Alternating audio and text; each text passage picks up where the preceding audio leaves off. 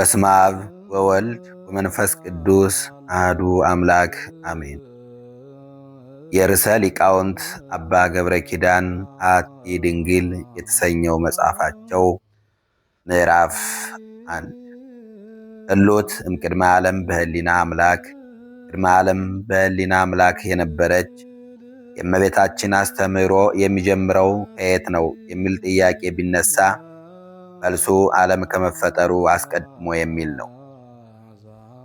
እግዚአብሔር አምላካችን በባህሪው ሳይመክረው ቆይቶ ኖሮ የሚመክረው የለም፣ ወይም እየቆየ የሚያቅደው እቅድ የለም።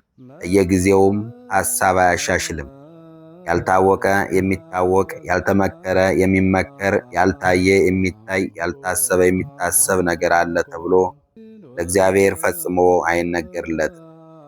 እግዚአብሔር አብ በልብነት የሌለበት ዘመን እንደሌለ ሦስቱ አካላት በአብ ልብነት ያልመከሩት ምክርም የለም። የወልድ ቃልነት ያልነበረበት ዘመን እንደሌለ እንዲሁም በወልድ ቃልነት ሦስቱ ያልተናገሩት ነቢብ የለም። የመንፈስ ቅዱስ እስትንፋስነት የሌለበት ዘመን እንደሌለ እንዲሁም ሦስቱ አካላት በመንፈስ ቅዱስ እስትንፋስነት ያላጸኑት ምክር፣ ሐሳብ፣ ነቢብ የለም። ስለዚህ ነገር ልበ አምላክ ቅዱስ ዳዊት እንዲህ አለ። ምዕረ ነበበ እግዚአብሔር ወዘንተ ከመ ሰማዕኩ።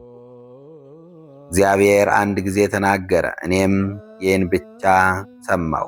ምነው እግዚአብሔር ከነቢዩ ሙሴ ጋር ብቻ ስንኳ ከ570 ጊዜ በላይ አልተናገረምን? ከሌሎች ነቢያት ጋርስ የተናገረውን ማን መቁጠር ይቻለዋል?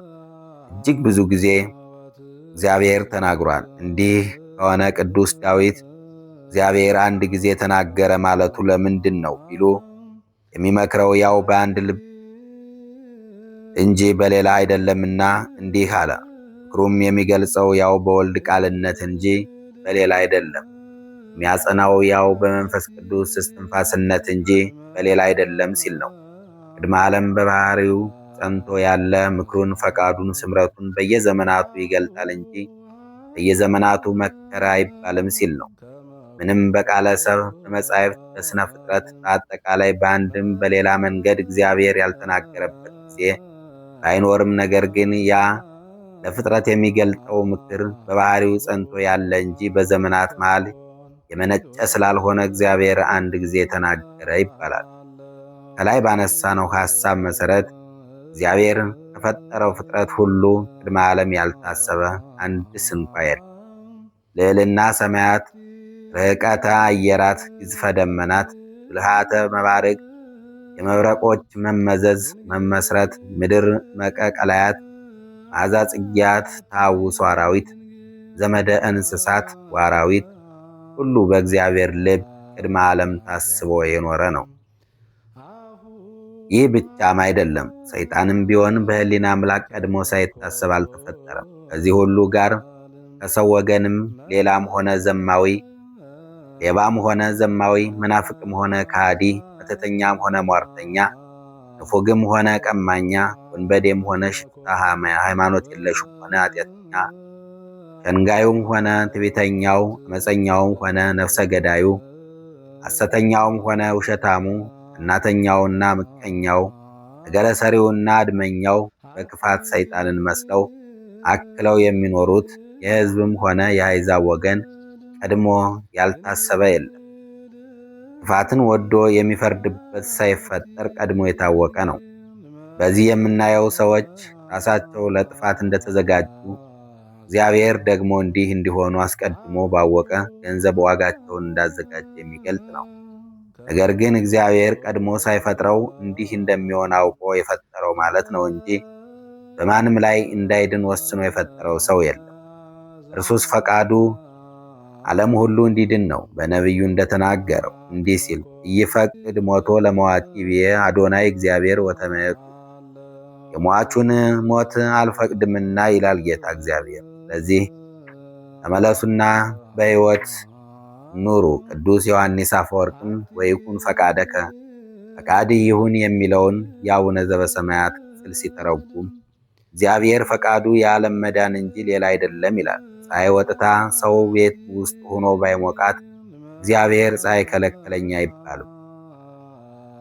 እግዚአብሔር ፀሐይን ለሁሉም አውጥቷልና ፀሐይን ማውጣቱ ብቻ ሳይሆን እንዳንሞቅ አልከለከለንምና አለመከልከል ብቻ ሳይሆን እንድንሞቅም ፈቅዶልናል እንጂ ፈቅዶ ብቻ ዝም ያለንም አይደለም። ብርሃን ሳላችሁ ተመላለሱ፣ በጨለማ የሚሄድ የሚሄድበትን አያውቅምና ብሎ በምሳሌነቷ አስተምሯልና እንጂ። ዝናቡም እንዲሁ የሰማይ አባታችን ለክፎች፣ ለደጎች፣ ለኃጥአንም ለጻድቃንም ፀሐይን አውጥቶ እያለ ባንሞቅ ዝናሙን አዝንሞ እያለ ባንጠጣ እግዚአብሔር ከለከለ ልንል አንችልም። ይልቁንም በትዕቢተኝነት ቀርበን ይባላል እንጂ። እግዚአብሔር ግን ፀሐይዋን እንዳንሞቃት ማወቁ አስቀድሞ መወሰን አይባልም። እንዲሁ ድህነትን ለሁሉ ፈቅዶ ሳለ እኛ በድህነት መንገድ ባንመላለስና እግዚአብሔር ይህን አስቀድሞ አውቆ ዋጋ ማዘጋጀቱ አስቀድሞ ፈረደብን አያሰኝም። የሚገባ የለም እንጂ በርዕስ የተከፈተ ነው ማለቱ እንዴት ድንቅ ነው! የኃጥአን ክፋትና የክፋታቸው ፍጻሜስ እንኳ ዓለም ከመፈጠሩ በፊት የታወቀ ከሆነ የጻድቃን ጽድቃቸውና የጻድቅነታቸው ዋጋማ እንደምን ቀድሞ የተዘጋጀ ይሆን? የሰው ክብሩና ሐሳሩ ሰው ከመፈጠሩ አስቀድሞ በእግዚአብሔር ዘንድ እንደ ስጦ የተገለጠ ነው። ቀድሞ በአርአያው በአምሳሉ ከፈጠረን ጸጋ ይልቅ ደግሞ በኋላ በአዲስ ኪዳን ያደረገልን የቸርነት ሥራው መንክር መድምም ነው። በጥንተ ተፈጥሮ ፍጥረታትን በጸጋ እንድንገዛ ተሰጥቶናል። አሁን በአዲስ ተፈጥሮ የእኛ ሥጋ አምላክ ሆኖ ማዕረገ መላእክትን እንደ ጫማ ተጫምቶ በየማነ አብ በዘማነ ኪሩብ የሚመሰገን ሆኗል። በጥንተ ተፈጥሮ በጸጋ ብርሃን ተሸልመን እንኖር ነበር። አሁን ግን ክርስቶስን ለብሰን የምናስቀለድል ሆነናል። በጥንተ ተፈጥሮ ከገነት እጽዋት እንመገብ ነበር። በአዲስ ተፈጥሮ ግን የአምላክን ሥጋና ደም የምንመገብ ሆነናል። በጥንተ ተፈጥሮ እግዚአብሔርን በዓይነ ልቦና እናየው ነበር፣ ድምፁንም እንሰማ ነበር። አሁን ግን በአዲስ ተፈጥሮ በጆሮቻችን ሰማ ነው፣ በዓይኖቻችንም አየ ነው፣ በእጆቻችንም ዳሰስ ነው። ይህን የአዲስ ኪዳን ክብራቸውን እንዴት እንደሆነ ቅዱስ ዮሐንስ አፈወርቅ ፍንትው አድርጎ ያሳየናል።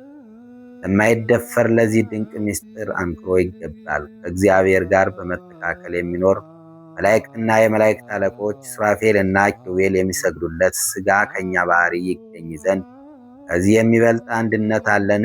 ይህን መላልሼ ባሰብሁ ጊዜ ሰው ያገኘውን ልክ መጠን የሌለውን ፍጹም ክብር ከእግዚአብሔር የተደረገለትን ባህሪያችን ያገኘነውን ታላቅ ፍቅር አይቼ ከዚህ የተነሳ አደንቃለሁ።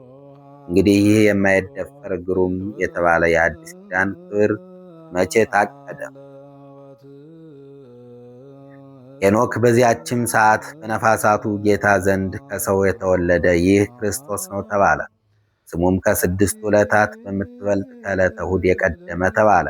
ፀሐይ ሳይፈጠር ጨረቃም ሳይፈጠር በሰማይ ያሉ ከዋክብትም ሳይፈጠሩ በመላእክት ጌታ ፊት ስሙ ብሉየ መዋዕል ተባለ። እንዳይወድቁ ርዕሱን ይመረኮዙ ዘንድ ለቅዱሳንና ለጻድቃን በትር ይሆናል። የጻድቃን ምርኩዝ፣ የስደተኞች ተስፋቸው፣ የታወኩ ጸጥታቸው፣ ረፍታቸው፣ የፍጹማን ብርሃን ቃል ክርስቶስ የተዋህዶ ነገር ቅድመ ዓለም የወሰነው እንደሆነ ነቢዩ በትንቢት መነጽር እንዲህ አቅርቦ አሳይቶናል። ነቢዩ ዕዝራ አቤቱ ጌታዬ እሺ በለኝ፣ በፊትህ ባለሟልነትን ካገኘሁ ለእኔ ለባሪያህ ንገረኝ። ይህን ዓለም በማን አድረህ ትጎበኘዋለህ አልሁት። መጀመሪያ በነቢያት አድሬ ኋላ እኔ ሰው ሁኜ ሥጋ ለብሼ አስተምራለሁ አለኝ። ምድርና ሰማይ ሳይፈጠሩ መንደር መንድረው የሚኖሩትም ሳይፈጠሩ የዚህ ዓለም ሥራም ሳይጸና የነፋሳት አካልም ሳይፈጠር የነጎድጓድ ድምፅም ሳይሰማ የፀሐይ ብርሃንም ሳይፈጠር የገነት ምድርም ሳይፈጠር የአበባውም ደም ግባት ሳይታይ የጠፈር ኃይልም ሳይጸና ነገደ መላእክትም ሳይቆጠሩ የሰማይም ምጥቀቱ ሳይታይ ሰባቱ ሰማያትም ሳይቆጠሩ የሚመጣው ዓለም የመንግሥተ ሰማይ ምስጢር ሳይታወቅ ሃይማኖትን የሚያጸኗት ሰዎች ሳይታተሙ የዚያን ጊዜ ፍጡር ያይደለሁ እኔ ይህን ዓለም እጎበኝ ዘንድ አሰብሁ። ቅዱስ ዳዊትም እግዚአብሔር ግን ከዓለም አስቀድሞ ንጉሥ ነው ሲል ከመሰከረ በኋላ ከዓለም አስቀድሞ የነበረ እግዚአብሔር አስቀድሞ የወሰነውን ድኅነት በሥጋ ተገልጦ እንዲያደርግ ተገልጦለት ወገብረ መድኃኒት በማእከለ ምድር በምድር መካከል ቀራንዮም መድኃኒትን አደረገ ብሎ ዘምሮለታል። ቅዱስ ጳውሎስም አስቀድሞ ያወቃቸው የልጁን መልክ እንዲመስሉ አስቀድሞ ደግሞ ወስኗል። ከዘመናት በፊት እግዚአብሔር ለክብራችን የወሰነውን ዓለም ሳይፈጠር በፊቱ ቅዱሳንና ነውር የሌለብን በፍቅር እንሆን ዘንድ በክርስቶስ መረጠ።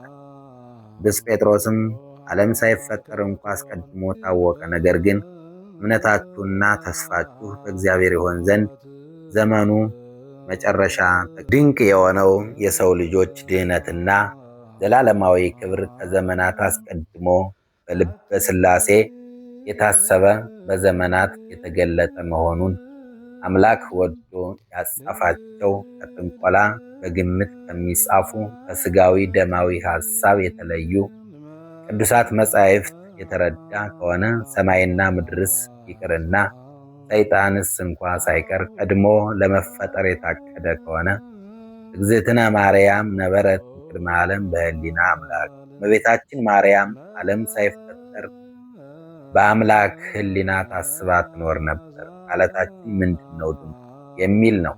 ቀድሞ ያልታሰበ ከሌለ እርሷ ታስባ ትኖር ነበር ብሎ መናገር ብልጫው። አበው ሊቃውንት ብዙ ጉዳዮችን ሲተረጉሙ ቆይተው ከማእከለ እግሩ ሲደርሱ ከዚህ ለመድረስ ነው ይላሉ። እኛም የፍጥረታትን ቀድሞ መታሰብ ያነሳነው የነገራችን መነሻና መድረሻ ከንጽሕት ድንግል ለመድረስ ነው። አያችሁ ወዳጆቼ፣ እንስሳት ቀድሞ የታሰቡት እንደሚፈጠሩ፣ ለሰው እንደሚገዙ፣ እንደሚሞቱ፣ ሙተው እንደሚቀሩ ነው። ድንግል ማርያም የታሰበችው ግን ሰውን ሁሉ ከግብርናተ ዲያብሎስ አውጥቶ ለቅኔ ሰማያዊት የሚያበቃቸውን ንጉሠ ነገሥት እንድትወልድ ነው። እርሷ የታሰበችው ሰብእሰ እንዘ ክቡር ውእቱ ኢያእመረ ወኮነ ከመ እንስሳ ዘአልቦ ልብ፣ ሰውስ ክቡር ሲሆን አላወቀም፣ ልብ እንደሌላቸው እንስሳት ሆነ ተብሎ በነቢይ እንደተነገረ ሰውን ሁሉ ወደ ቀደመ ክብሩ ይመልሰው ዘንድ የወደደ ትውልድ ዘንድ ነው።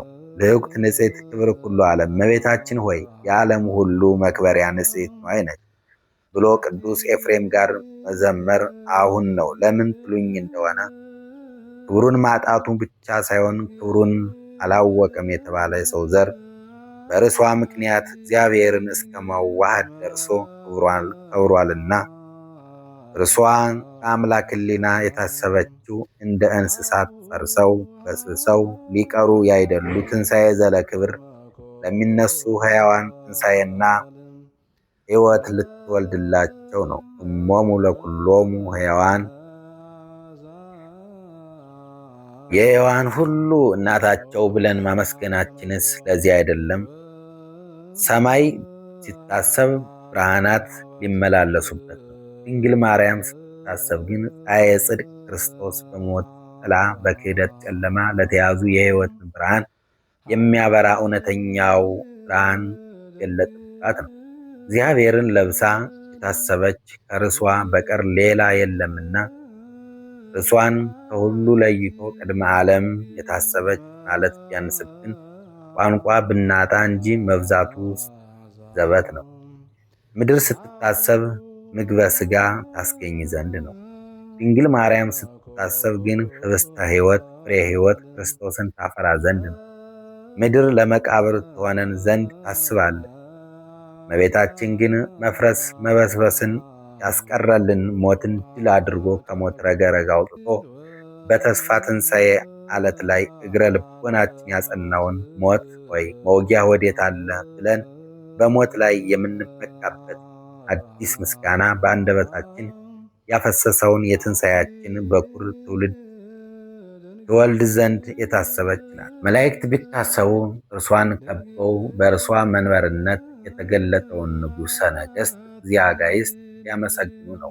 ነቢያት ቢታሰቡ ትንቢታቸው ከድንግል ማርያም ተፈጽሞ በእርሷ ምክንያት መርገም ሊወገድላቸው ነው። ሐዋርያት ቢታሰቡ በእመቤታችን ከብረው እርሷ ያወጣችላቸውን ፀሐይ ለብሰው ለዓለም ብርሃን ሊሆኑ ነው። ሰማዕታት መታሰቢያቸው አክሊለ ሰማዕት ክርስቶስን ወልዳላቸው በእርሱ ስም አንበሳ ሲሰግድላቸው፣ እሳት ሲቀዘቅዝላቸው፣ ኃይል ሲያስታጥቃቸው፣ ድል ሲነሱ ነው።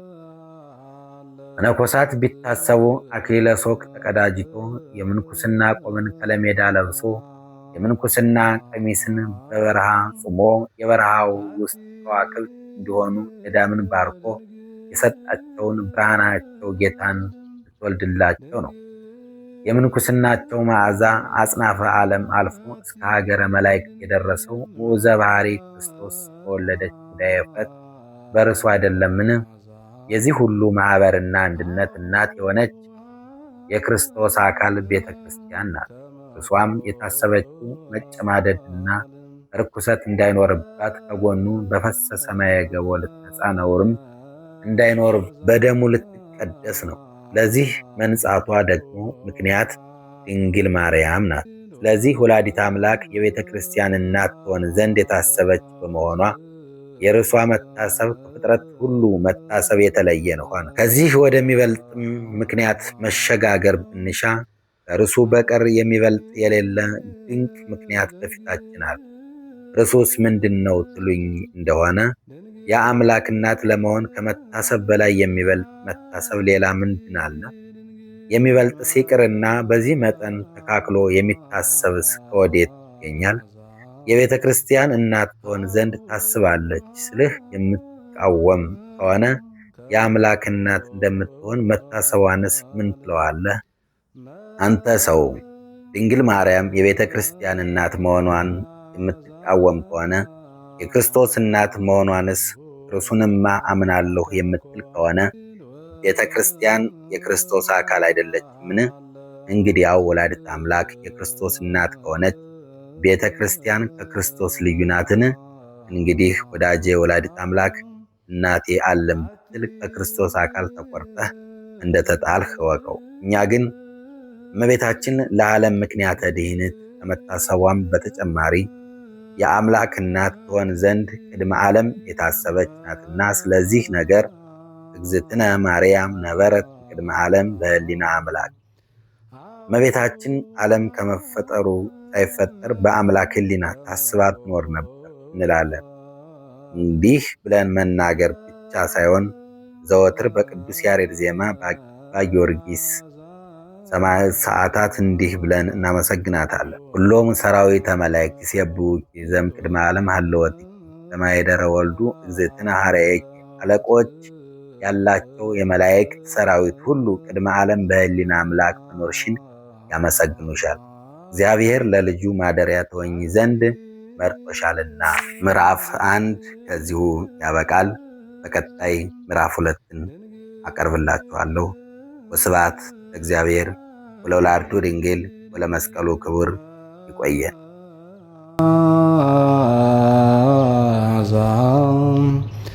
አሁ ከመ ኮልም